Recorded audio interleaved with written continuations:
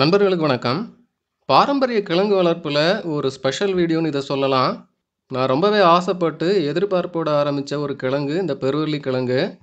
போன ஏப்ரல்ல சென்னையில நடந்த ரூட்ஸ் அண்ட் டியூபர் ஃபெஸ்டிவல்ல கிடைச்ச ஒரு கிழங்கு இது.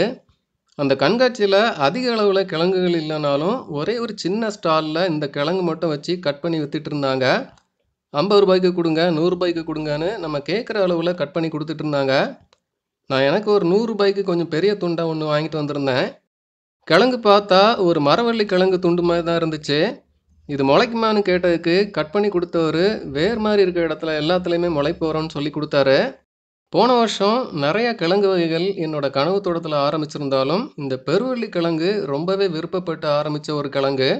விதைப்பு முதல் அறுவடை வரைக்கும் ஒரு அழகான பயணம்னே சொல்லலாம். ஒரு பயணம்னா திருப்பங்கள் சவால்கள் எல்லாம் இருக்கணும் தானே. எல்லாமே இந்த கிழங்கு வளர்த்ததுல இருந்துச்சு. இப்படி ஒரு துண்டு கிழங்க எப்படி முளைக்க வச்சு ஆரம்பிச்சேன், பெருவள்ளி கிழங்கு வளர்த்ததுல நான் சந்திச்ச பிரச்சனைகள், கடைசியில விளைச்சல் எப்படி இருந்ததுன்னு விரிவா இந்த வீடியோல பார்க்கலாம். பெருவள்ளி ஒரு அரிதான கிழங்காவே இருக்குது. பெருசா கிழங்கு கண்காட்சிகள்ல கிடைக்கிறதே இல்ல. அதனால ஒரு ஸ்பெஷல் கிழங்காவே எனக்கு இது தெரிஞ்சுது. வாங்கிட்டு வந்து ஒரு 5 நாளையிலேயே ஏப்ரல் 15ஆம் தேதி முளைக்க வச்சேன். கிழங்க அப்படியே முழுசா வைக்காம 2ஆ கட் பண்ணி வழக்கம் போல ஒரு பிளாஸ்டிக் பாட்டில் வெறும் காயர் பித் மட்டும் நிரப்பி கிழங்குகளை வச்சு விட்டேன். இது மாதிரி முளைக்க வச்சா கிழங்குகள் ஈஸியாக முளைக்கும். 100% முளைக்க வச்சிடலான்னு நிறைய வீடியோவில் சொல்லியிருக்கிறேன்.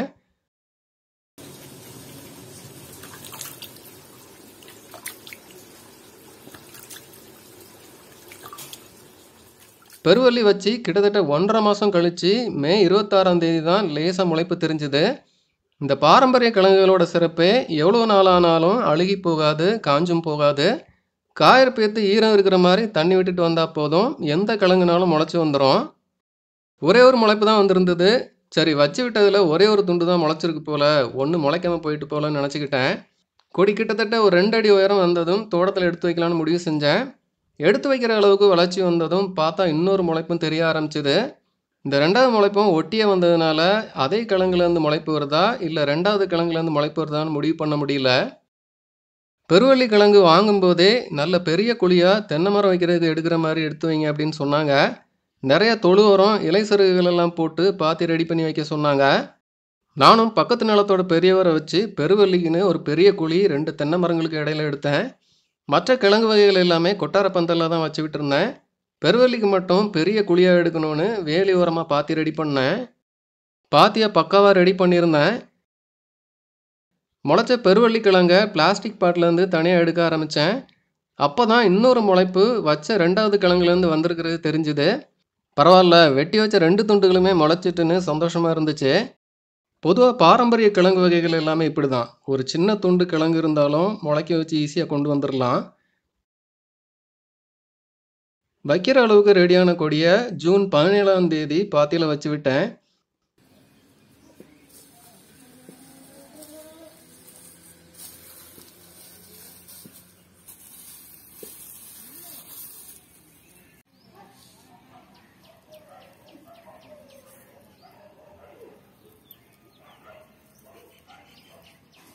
அப்போ தான் முளைக்க ஆரம்பித்த கிழங்க இன்னும் கொஞ்சம் வளர்ந்ததும் தோட்டத்தில் வச்சு விடலான்னு மறுபடி பாட்டிலே வச்சு விட்டேன்.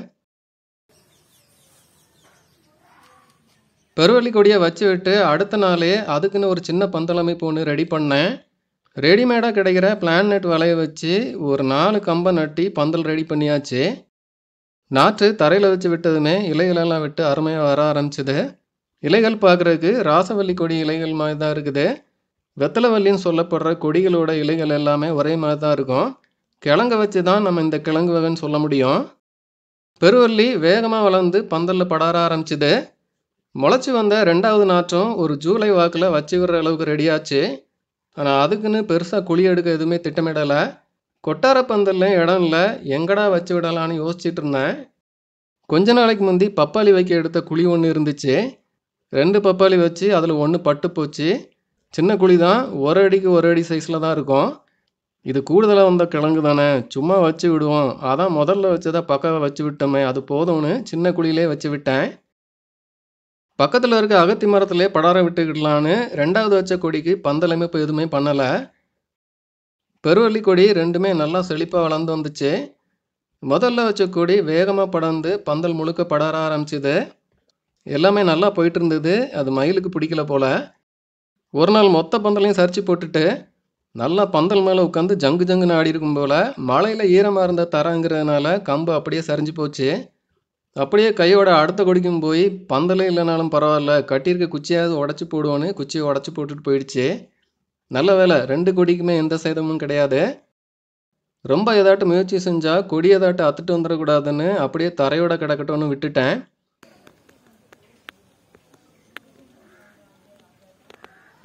அந்த கொடி அப்புறம் இந்த பந்தல் வேலைக்கு ஆகாது, இங்கே மயில் தொல்லை தாங்க முடியல, பேசாமல் அகத்தி மரத்தை பிடிச்சி ஒசரத்துக்கு போயிடுவோம், அங்கே மயில் தொல்லை இருக்காதுன்னு அதுவே முடிவு பண்ணி பக்கத்தில் இருக்க அகத்தி மரத்து மேலே படர்ந்து போக ஆரம்பிச்சிட்டு அடுத்த கொடியையும் நேரே மேலே கொண்டு போகாமல் சரிவாக ஒரு கம்பு வச்சு மரத்தில் படத்தி விட்டேன். அப்புறம் மயில் பிரச்சனை இல்லை, 2 கொடியுமே அது பாட்டுக்கு படர ஆரம்பிச்சுது. கொட்டார பந்தலில் மற்ற கொடிகள் எல்லாம் மொத்தமாக அடர்த்தியாக படர்ந்து போயிட்டு இருந்தது. இந்த 2 கொடிகள் மட்டும் பந்தல் இல்லாமல் கிடைச்ச மரத்தில் படர்ந்து போயிட்டு இருந்தது. ஒரு கொடி நல்ல உயரமாக வளர்ந்த அகத்தி பக்கத்தில் இருந்ததுனால அது பாட்டுக்கு எங்கடா பந்தலை காணோம், மேலே போய் பார்ப்போன்னு ஒரு 25 அடி ஒசரத்துக்கு போயிட்டு அடுத்த கொடியை சிவப்பு அகத்தியில் படர விட்டுருந்தேன். சிவப்பு அகத்தி உயரம் குறைவாக தான் வரும், அதனால் அதுக்கு படறதுக்கு நிறைய இடம் கிடச்சிது. நல்லா சுற்றி வளைச்சி படர்ந்துச்சு. பெருவல்லியும் மற்ற கிழங்கு வகைகள் மாதிரியே நல்ல ஒரு வளர்ச்சி வந்ததும் பூக்க ஆரம்பிச்சிது. சடசடையாக பூக்கள் பார்க்குறக்கே நல்லா இருந்துச்சு. கிழங்கு வகைகள் பூக்க ஆரம்பிக்கிறது கிழங்கு வைக்க ஆரம்பிக்குதுங்கிற ஒரு அடையாளமாக இருக்கலாம். பூத்ததுக்கு அப்புறம் சில மாதங்கள் கழித்து தான் கிழங்கு அறுவடைக்கு வரும். கொடிகளெல்லாம் நல்லா காய ஆரம்பித்ததும் அறுவடை ஆரம்பித்தேன். போன ஜூலை மாதம் தோட்டத்தில் வச்சு விட்டது சரியாக 9 மாதம் கழித்து ஏப்ரல் மாதம் அறுவடை ஆரம்பிக்கிறேன். முதல்ல 2வது வச்ச கிழங்கு அறுவடை பண்ணலாம், அதுதான் பாத்தி எடுக்காமல் சும்மா வச்சு விட்டது, சின்ன கிழங்காக தான் இருக்கும், ஈஸியாக அறுவடை பண்ணிடலான்னு தோண்ட ஆரம்பித்தேன். லேசாக தோண்டி கடப்பாறை விட்டு நம்பினா அப்படியே தூக்கிடலாம், சின்ன கிழங்காக தான் இருக்கும்னு ஆரம்பித்தேன். ஆனால் எதிர்பார்க்கவே இல்லை, கிழங்கு 4 பக்கமும் படர்ந்து ஆழமாக வச்சுருந்துச்சு. சரி, இன்றைக்கி ஒரே ஒரு கிழங்கு தான் அறுவடை பண்ண முடியும் போலன்னு மெதுவாக உட்காந்து தோண்ட ஆரம்பித்தேன். கிழங்கை உடையாமல் எடுக்கணுங்கிறதுனால கொஞ்சம் பொறுமையாக தான் தோண்டி எடுக்க வேண்டியிருக்குது.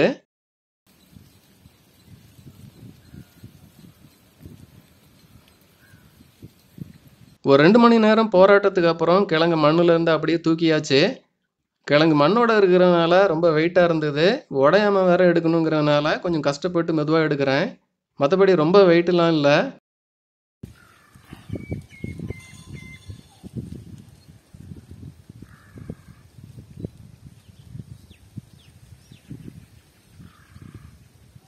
கூடுதலாக முளைச்ச ஒரு நாற்று, இதுக்கு பாத்தி கூட சரியாக கிடையாது, சும்மா தண்ணி விடுவோம் அவ்வளோதான். அதிலிருந்து இப்படி ஒரு பெரிய கிழங்கு கிடைக்கும்னு நினைக்கவே இல்லை. கிழங்கு அட்டகாசமான சைஸில் வந்திருந்தது. இந்த பெருவள்ளி கிழங்கு 11 கிலோ எடை இருந்துச்சு. சிறப்பான ஒரு அறுவடை இது.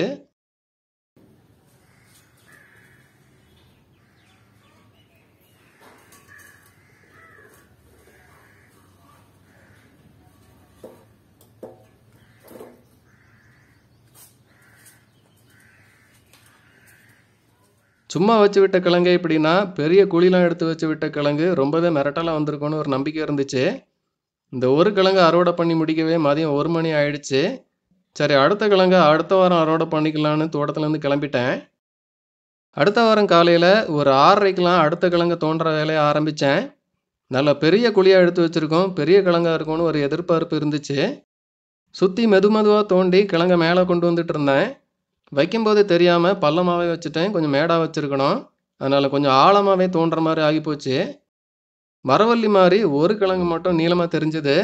கீழே ஆழமாக போய் படர்ந்து போயிருக்கும்னு நினச்சேன். ஆனால் கிழங்கு பெருசாலாம் வைக்கலை, ஓவராக பில்டப்லாம் கொடுத்து தோண்ட ஆரம்பித்து டக்குன்னு கிழங்கு கையில் வந்துடுச்சு.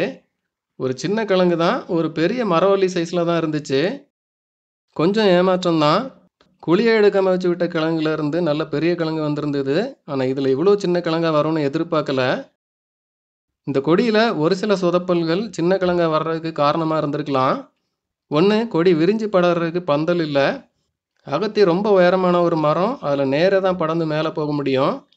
ஆனால் இன்னொரு கொடி சின்ன அகத்தி மரங்கிறதுனால அதுக்கு மேலே போய் நல்லா விரிஞ்சு படர்ந்து இருந்துச்சு. இது ஒரு காரணமாக இருக்கலாம். 2வது, அதிக அளவில் தண்ணி விட்டேனான்னு தெரியலை. பெரிய குழி கொஞ்சம் பள்ளமாகவே எடுத்ததுனால அதிகமாக தண்ணி விடுற மாதிரி ஆகிப்போச்சு. அதனால் கூட கிழங்கு இறுக்கமாக பிடிச்சி வராமல் போயிட்டான்னு தெரியலை. மூணாவதா ஒரு 25 அடி உயரத்தில் இலைகள் உற்பத்தி செய்கிற உணவை அவ்வளோ உயரத்துல இருந்து தர வரைக்கும் கொண்டு வந்து சேமிக்கிறதுல பிரச்சனைகள் இருந்திருக்கலாம்.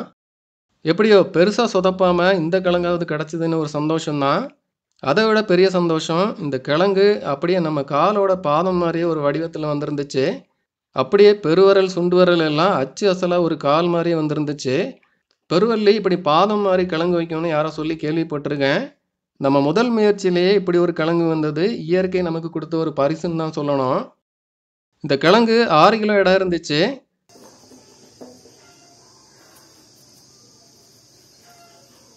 மொத்தத்தில் இது மாதிரி ஒரு 100 கிராம் அளவில் ஒரு கிழங்கை வச்சு 17 கிலோ கிழங்கு அறுவடை பண்ணியாச்சு. ராசவள்ளி, வெற்றிலைவள்ளி கிழங்கு எல்லாமே கொஞ்சம் ஈஸியாகவே கிடைக்குது. ஆனால் பெருவள்ளி கொஞ்சம் அரிதான கிழங்காகவே இருக்குது. எப்படியோ சென்னை கண்காட்சியில் கிடச்சிது. அதை பத்திரமா கொண்டு வந்து இன்றைக்கி பட்டாசாக 2 கிழங்குகள் அறுவடை எடுத்ததில் ரொம்பவே சந்தோஷம்தான். இனி தொடர்ந்து நம்ம தோட்டத்தில் பெருவள்ளி வளர்க்குற மாதிரி பார்த்துக்கிடணும். பெருவள்ளி மற்ற கிழங்கு வகைகளில் இருக்க வலுவழுப்பு தன்மை இல்லாமல் மரவள்ளி மாதிரி நல்ல டெண்டராக இருக்கும். அவிச்சி சாப்பிட்லாம், பொரியல் செஞ்சு சாப்பிட்லாம், அருமையாக இருக்கும். மற்ற பாரம்பரிய கிழங்கு வகைகள் மாதிரியே எத்தனை மாதம் வச்சு பயன்படுத்தினாலும் கெட்டு போகாது. இந்த சீசனில் நிறைய கிழங்கு வகைகள் வளர்த்து அறுவடை எடுத்துகிட்டு இருக்கேன். அதில் ரொம்பவே ஆசைப்பட்டு ஆரம்பித்து சில சொதப்பல்கள் இருந்தாலும் கடைசியில் வெற்றிகரமாக கொண்டு வந்த ஒரு திருப்தி இந்த பெருவள்ளி கிழங்கு வளர்த்ததில் கிடச்சிருக்கு.